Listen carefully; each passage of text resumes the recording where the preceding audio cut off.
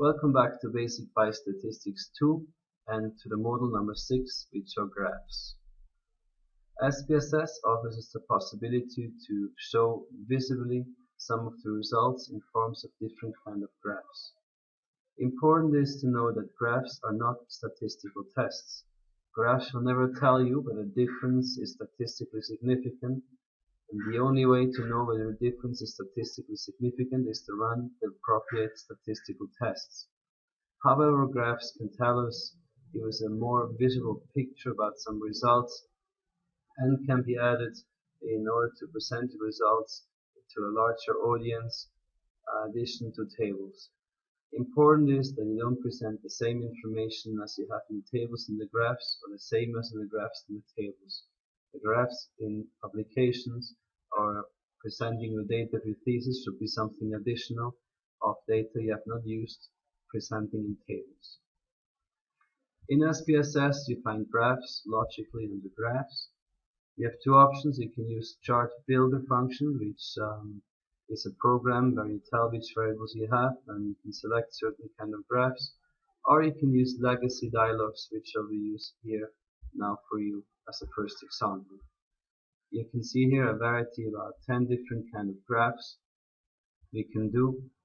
First I show you how to make a bar chart. You can select clustered or a bar chart, or we can cluster bar chart of summaries, select summaries of separate variables. This is if we like to present, for instance, the systolic blood pressure of month 1 and month 2 for the two different categories of age. We click on define. We select for the systolic blood pressure of month 1 and systolic blood pressure of month 2. We have to have them separately for the age categories, so we add age to the category axis, and we can add here titles. We can write in line 1 that this is systolic blood pressure. In line 2 we can write according to age groups. You can have a subtitle if you want. We continue. We click on OK, and we receive a nice graph. As you see now, we have a title, systolic blood pressure according to age group. You can choose a nice title if you'd like to. We have in blue the systolic blood pressure month 1 and the systolic blood pressure month 2. We can see that there's actually only a small difference. We can see that in the results for the young graphs separately than for the old graphs. The mean value of systolic blood pressure is here, and here we have the age category. You may think you don't like blue color, green color. How do we change the colors and how we can edit this picture to make it a bit nicer? We can have a double click on the picture, and this opens up a chart editor. And the chart editor, we can, for instance, we can select this bar by clicking on it, and we can have here several edit elements. We can have the properties, we have the view, we have options, we have elements, and what I'd like to actually do is I'd like to change the green color and of the systolic blood pressure month 2. And I'm gonna see properties if I can find what options I can find. In properties we can have fill and border.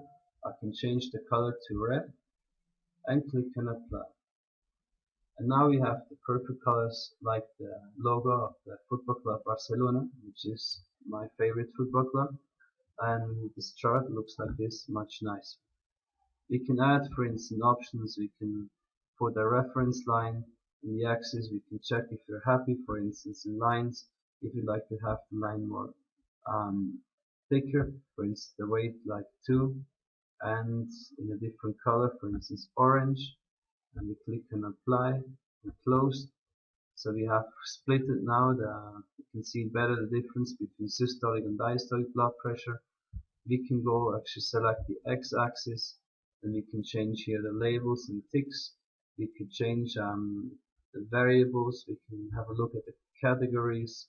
We can check at the chart size. We can make it smaller, or let's say make it a little bit higher, and apply, and this will change our figure.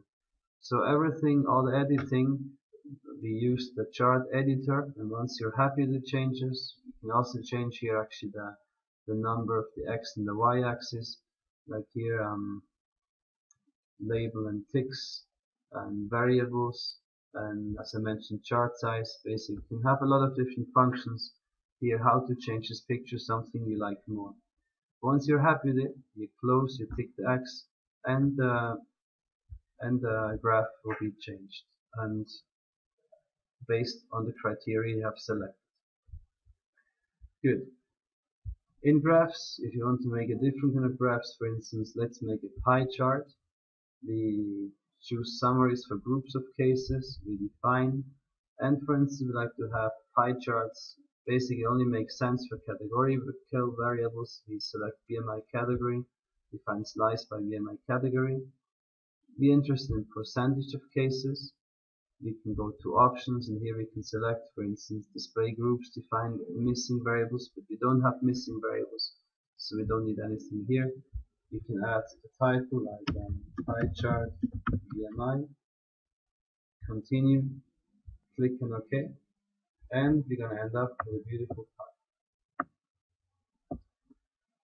You may not happy with the colors, so again we make a double click on the pie chart until this opens the chart editor, and here we can select the different pies and slices. As do here, I open the chart editor and change this now to yellow. We click on apply. We maybe like to have this gray color more pinkish, so we click on apply. This is how we change the color of the different slices. And we can also check here again, like in options and the title. We can here change the title of the box. You can have a look at the chart size. You can change the size if you'd like. We could make it a bit smaller and apply. There are options and elements. We can explode the slice, which looks, for me at least, a bit nicer. We can here in options we can add a text box, or we can hide the legend. For instance, we don't like the legend, we hide the legend, but then you won't know where the different places actually correspond. Once you're happy with it, you close the editor, and we end up with this nice little pie chart. The concept is the same for each of the graphs, so how to change the colors, how to make them more beautiful. One of a special graph is a box plot. We try to make a simple box plot, and we click on define.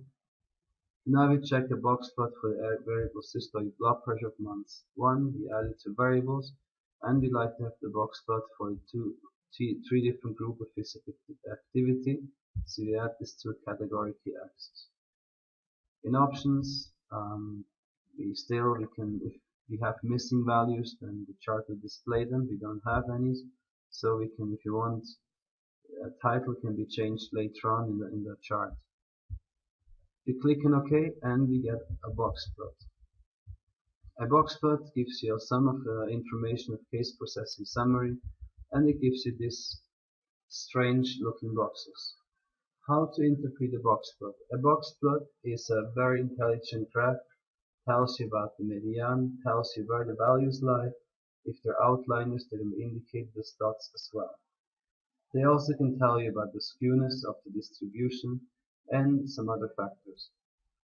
For instance, let's have a look at the box plot of systolic blood pressure month 1 for the physical activity category moderate physical activity.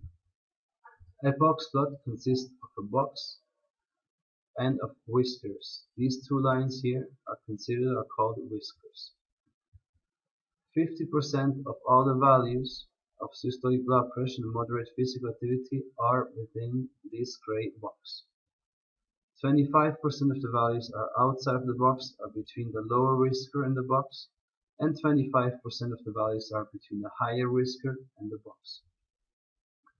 The longer the box is, the larger distribution of the 50% of the values in the box. The thick line here is the median value, which is more or less 135 in systolic blood pressure of the physical activity category.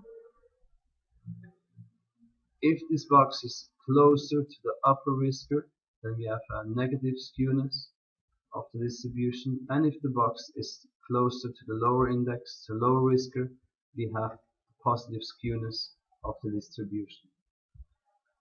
You can see that the box plots are different in each category. In the high physical activity, 50% of the values lie closer to each other than in the moderate physical activity values.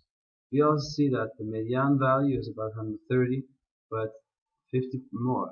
A large percentage of the values lie below the median value. Again, if you double click on the picture, we can change the colors, we can change the title of the box plot. Finally, let's have a look at two more graphs. Have a look at scatter plots. Scatter plot is a simple scatter, helps us in correlation analysis. We can check, for instance, the age of the verbs with education, and we can click on OK. And then we're gonna have a scatter plot between age and education. We don't know if this is sort of a linear or if there's a kind of pattern in it, but we have a possibility to add a reference line through these points. We double click on it, and we have here in elements we can fit a line, a total. By doing this, the program selects with the weight of the middle values. It puts us the best possible line between these dots.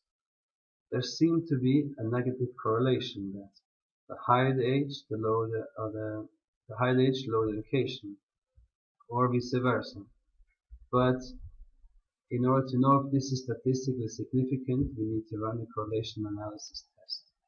We can also change the color of the dots, we could change the form of the dots, but this I'll leave it up to you to play a little bit with these function graphs. Imagine that you use the program Paint or CorelDRAW or any painting program in finding out how you can make these scatter plots or different graphs nicely. Finally, I'd like to show you how to make a histogram. A histogram is very useful to see whether a variable follows a normal distribution. We add diastolic blood pressure of -2, for instance, variable. We click on OK, and we have a nice histogram. This looks like a normal distribution, as most of the values are centered around 95, and a normal distribution curve would look more like this. In order to make this chart a bit nicer, we have again several kind of options. We can show distribution curves here under elements, and this will give us actually the normal distribution curve. And as we can see, actually the distribution, the histogram follows pretty well this normal distribution curve. In case you don't see the curve very well, we can make it thicker. We can make it in size 10 in red, but you're going to find out and see that there's a curve. And by closing it, we end up with a histogram with the normality curve displayed, the theoretically normality curve for diastolic blood pressure. This is how you do graphs in SPSS. It's actually a lot of fun, and you don't need to know much about statistics to do graphs. If you're creative, you can try to play a little bit around. You can try different graphs, adding variables, removing variables, changing colors, changing titles, and end up with a nice graph of your data. Important is that each graph needs a legend, needs to show what the x-axis mean and what's the y-axis mean. So what the vertical and the horizontal axis represent. If it's not written, we don't know what the graph presents. Furthermore, each graph needs a title. Make sure that you have a title in the graph in order to show the people what this graph represents. Thank you very much. Have a great day and have a lot of fun with the exercise and the quiz of graphs. See you in model number 7.